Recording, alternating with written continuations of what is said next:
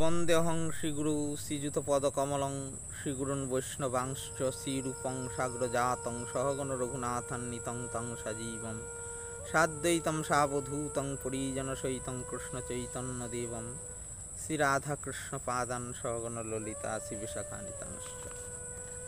পরমারাধ্যতম পরম দয়াল শ্রী গুরুদেব তথা গুরুবর্গ তথা বৈষ্ণববৃন্দ তথা গৌর নিত্যানন্দ তথা শ্রী রাধা গোবিন্দ দেবের চরণকমলের কৃপা আশীর্বাদ প্রার্থনা করে আসলো ভক্তি বললাম গুরু মহারাজের হরিকথা ছিল ঔরলমী লীলা মাধুরীর অন্তখণ্ড ৮২ পৃষ্ঠা থেকে কিছু পাঠ করে শ্রবণপূর্বক আত্মমঙ্গল করবার চেষ্টা করছি। যার ভাগ্যের উদয় হয় তার এইরূপ সাধুর দর্শন হয়, সকলের ভাগ্যে হয় না। দর্শন মানে তার বাণী শোনা, তার আচরণগুলি দেখা, তার সদিচ্ছা লাভ, তার হাওয়া গায়ে লাগা। সাধুর কাছে গেলে প্রথমে তিনি তার মঙ্গলের কথা পরিবেশন করেন, তার কানের কাছে প্রথমে উপদেশ ঢালেন, নিজে হরিসেবা আচরণ করে দেখান। এই তোমাকে সেবা দিলাম, স্নেহাদির দ্বারা তাকে সদিচ্ছা প্রদান করেন। এরূপে উপদেশ দিতে হয়। যখন একটু পাকা হয় তখন তিনি তাকে সেবার নির্দেশ দেন। এই উপদেশ নির্দেশ পালনে যখন আরও পাকা হয় তখন তাকে আদেশ দেন।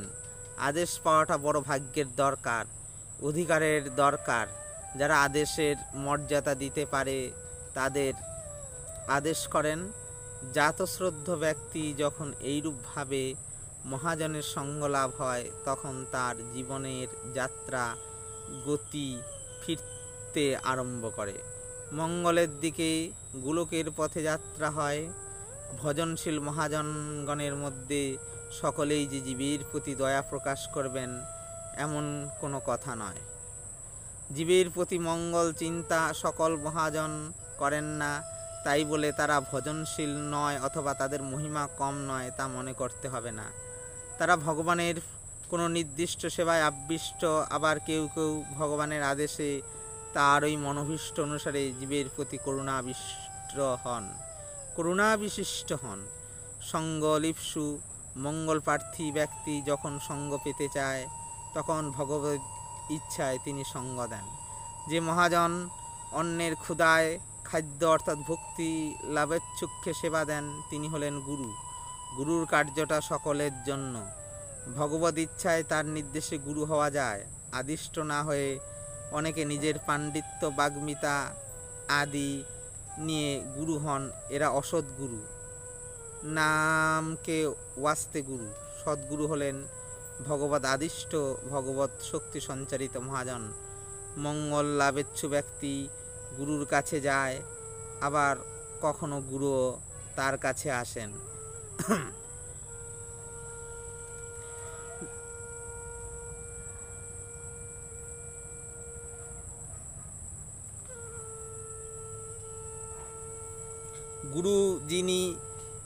গুরু তিনি যিনি কৃষ্ণকে ডেলিভার করতে পারেন। গুরুর নিকট দীক্ষা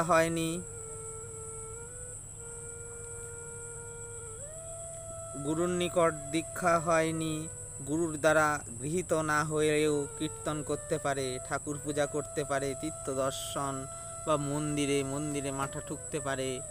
শিষ্য না হয়েও ভক্তিপথে চলার যে মুভমেন্ট, এটা করলেও তা ঠিক হবে না। এতে তোমার অগ্রগতি হবে না। তুমি বলতে পারো আমি মালা করি, ধামের থেকে খাঁটি তুলসীর মালা এনেছি, নিয়মপূর্বক গ্রন্থ অধ্যয়ন আদি করি, এটা করি সেটা করি, তাতে কিছু লাভ হবে না।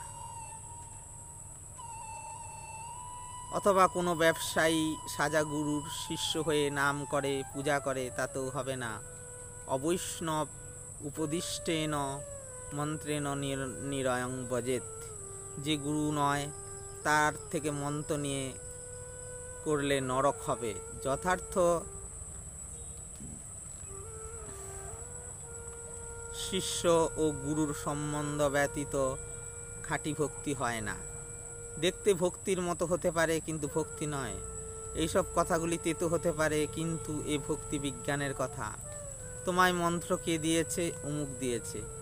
তার গুরুকে দেখতে হবে সেখানে কোনো ভেজাল আছে কিনা। গুরু যিনি, তিনি নিজের মতলবে গুরুর কাজ করেন না, ভগবদ ইচ্ছায় গুরু পরম্পরায় তিনি এই গুরুত্ব পান। গুরু জিনিসটা পরম্পরা নির্ধারিত। যেমন রাজা রাজ্য পায় কোথায়? পূর্ব রাজা রাজ্য দিলে তবে পায়। ভগবদ ইচ্ছায় পরম্পরায় আগত গুরুর সঙ্গে শিষ্যের যোগাযোগ হলে ভক্তি হয়। অর্থাৎ দেখতে হবে শিষ্যের সরল নিষ্কপট প্রার্থনা আছে কিনা, আর যিনি দিচ্ছেন তার অধিকার আছে কিনা। এইরূপ গুরু শিষ্যের মিলনে প্রকৃত ভক্তি হয়। গুরু পাদাশ্রয়ের পরের সোপান হলো ভজনক্রিয়া। শিষ্যত্ব স্বীকার করলে গুরুদেবের কাছ থেকে ভজন উপদেশ পান। ভজন কি? কিসের হরিতোষণ হয়, হরিকে কিভাবে ভক্তি করা যায়, তার নিয়ম পদ্ধতি উপদেশ নির্দেশ লাভ করা যায়। গুরু পাদাশ্রয়ের পর থেকেই ভজন ক্রিয়া শুরু হয়। তার পূর্ব পর্যন্ত যা করে, যেমন শাস্ত্রপাঠ, হরিনাম করা, ঠাকুরের অর্চন করা, তীর্থ দর্শন, স্নান, মন্দিরে আরতি দর্শন, প্রণামী দেওয়া, এগুলি ভক্তির মতো দেখতে হতে পারে, কিন্তু এগুলি শুদ্ধ ভক্তি নয়। এটা কর্মার্পণ বা আরব সিদ্ধা ভক্তি। তার নিজের কিছু সময়, পরিশ্রম, বুদ্ধি, অর্থ ঠাকুরকে অর্পণ করেছে, এটা শুদ্ধ ভক্তি নয়। শুদ্ধ ভক্তির কথা হলো গুরুদেবই উপদেশ করবেন, তার পক্ষে কি ভজন উপযোগী। শিষ্যের অধিকার অনুসারে গুরুদেব উপদেশ করবেন, তার পক্ষে কোনটা বিধি কোনটা নিষেধ, কীরূপভাবে ভজন করলে তার মঙ্গল হবে, এটা গুরুদেব আশ্রিত জ্ঞানে স্নিগ্ধ শিষ্যকে স্নেহ সহকারে উপদেশ করবেন। তখন তার বাস্তবিক ভজন জীবন বা শুদ্ধ ভজন আরম্ভ হয়। এইরকম শুদ্ধ ভক্তি সাধকের পক্ষে শাস্ত্র মহাজনের ভজন উপদেশ হলো ভগবানের কথা শ্রবণ, কীর্তন, স্মরণ, পাদ সেবন, অর্চন, বন্দন, দাস্য, সখ্য, আত্মনিবেদন। গুরুদেবাত্মা হয়ে শরণাগতির সঙ্গে এই নববিধা ভক্তি যাজন করতে হবে। তার মধ্যে শ্রীমন মহাপ্রভু বলে দিলেন সর্বশ্রেষ্ঠ নাম সংকীর্তন। হরেন নাম হরেন নাম হরেন নাম ঐব কেবলম কলৌ নাস্তেব্য নাস্তেব্য নাস্তেব্য গতির অন্যথা। কলিকালে জীব মায়ার দ্বারা আক্রান্ত, পাপ, অপরাধ, কাম, ক্রোধ, লোভাদি রিপু বশীভূত, ক্ষুদ্র বুদ্ধি, চঞ্চল মতি, হীনবল, এদের পক্ষে অন্য ভজন সহজ সাধ্য নয়। এদের জন্য গৌরসুন্দর বলে দিলেন হরেন নাম ঐব কেবলম। হরির নাম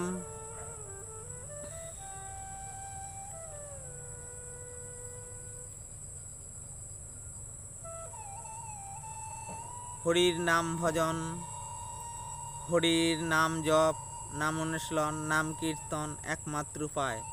হর্ষে প্রভু কহেন শুনস্বরূপ রাম রায়, নাম সংকীর্তন কলৌ পরম উপায়। গুরুপাদাশ্রয়ের পর গুরুর থেকে এই নাম ভজন কি করে করতে হয় তা জানতে পারে, কেননা নাম ভজন সম্বন্ধে নাম প্রভু সুখকর, নামানুকীর্তন, নামানুশীলন,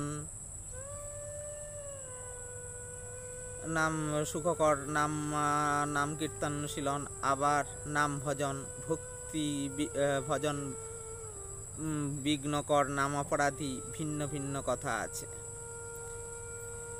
কেননা গুরুপাদাশ্রয়ের পর গুরুর থেকে এই নাম ভজন কি করে করতে হয় তা জানতে পারে, কেননা নাম ভজন সম্বন্ধে নাম প্রভুর সুখকর, কীর্তনুশীলন, আবার নাম ভজন বিঘ্নকর, নামাপরাধী, ভিন্ন ভিন্ন কথা আছে। আশ্রিতজন প্রথমে গুরুর থেকে নাম মন্ত্র গ্রহণ করেন, এটা আশ্রয়ের কথা নয়। নাম মন্ত্র গ্রহণের আশ্রয়ের সূচনায় গেল।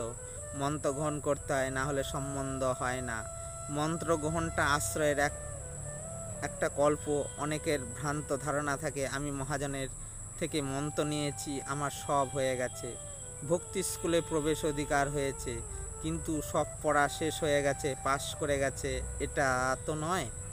গুরুদেব কর্তৃক নিয়মিত পরিচালিত হয়ে চলতে চলতে ভজনে উন্নতি স্তরের দিকে অগ্রসর হয়। গৌড়ীয় গুরুবর্গ শ্রী মন্দির করে ঠাকুরের অর্চনাঙ্গের দ্বারা নানান প্রকার সেবা, ভোগ, রাগ, শৃঙ্গারাদি পরিচর্যা সহকারে নাম কীর্তন করতে বলেছেন।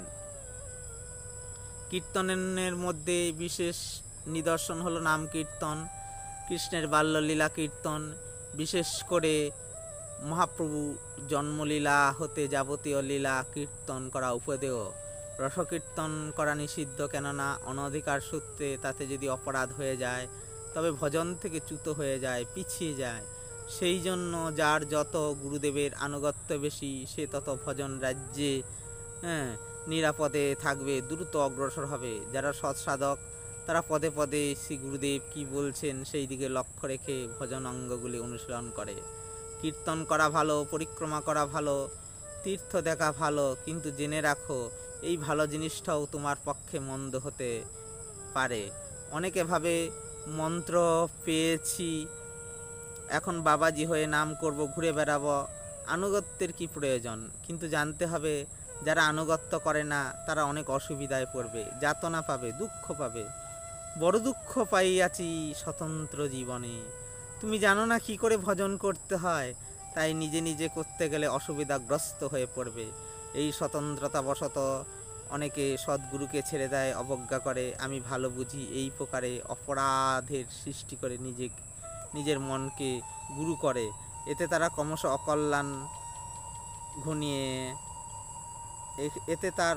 অকল্যাণ ঘনিয়ে আসে। এইরূপভাবে মহতের পাদপদ্মে অপরাধের ফলে পুনরায় আর সদ্গুরুর দর্শন জোটে না। আশ্রয় চাইলেও কোনো মহৎ তাকে পূর্ব অপরাধ স্খলন না হওয়া পর্যন্ত আশ্রয় দেন না, হয়তো সে অসৎগুরুর কবলে পড়ে যায়। আনুগত্যবিহীন ব্যক্তি হয়তো বাহিরের লোকের নিকট ভজনকারী, পণ্ডিত ইত্যাদি বলে প্রতিষ্ঠা লাভ করতে পারে, কিন্তু তার ভিতরে ফাঁকা। ভজন কিয়টা গুরুদেবের আনুগত্য ছাড়া হয় না মানে ফলোদয় করে না। আশ্রয় লইয়া ভজে তার কৃষ্ণ নাহি তজে, আর সব মরে অকারণ। আশ্রয় ত্যাগ করেছে, তার ভজন ত্যাগ, মঙ্গল ত্যাগ হয়েছে, মৃত্যু হয়েছে, মানে ভজন থেকে চ্যুত হয়েছে। অতএব এই সুষ্ঠু ভজন ক্রিয়াটা প্রত্যেক আশ্রিত ভজনকারীকে ভালো করে জানতে হবে। এইরূপ আমরা অনর্থ নিবৃত্তি নিষ্ঠা প্রসঙ্গে আসছি। 85 বাঞ্ছাকল্পতরুভ্যশ্চ কৃপা সিন্ধুভ্যেব চ পতিতানাং পাবনেভ্যো বৈষ্ণবেভ্যো নমো নমঃ।